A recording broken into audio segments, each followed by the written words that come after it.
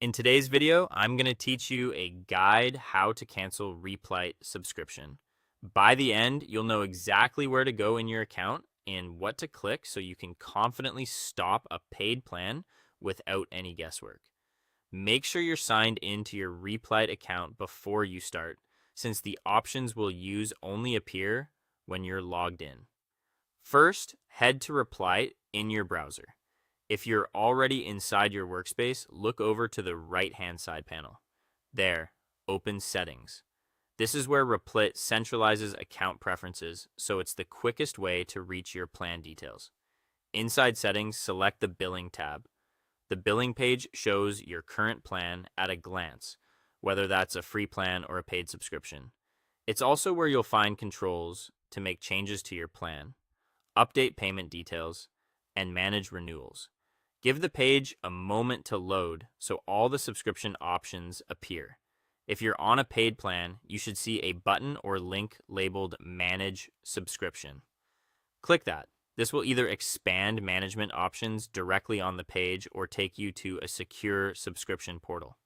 In that management view, scroll to the bottom and look for the option to cancel your current plan. That's the control you'll use to stop renewals. Follow the prompts to confirm. If you don't see the cancel option, double check that you're actually on a paid plan. On a free plan, there's nothing to cancel, so that button won't be available. A couple of tips as you cancel. After confirming, your plan typically stays active until the end of the current billing period, and then it won't renew. Exact timing and any refund eligibility depend on the provider's terms, so review the on-screen notes carefully. It's also a good idea to save or screenshot the confirmation page and watch for a confirmation email so you have a record of the change. If your subscription is managed by a team, classroom, or an admin, you may not see the cancel control. In that case, the owner or admin may need to handle it. You might also come across the checkout page while navigating billing.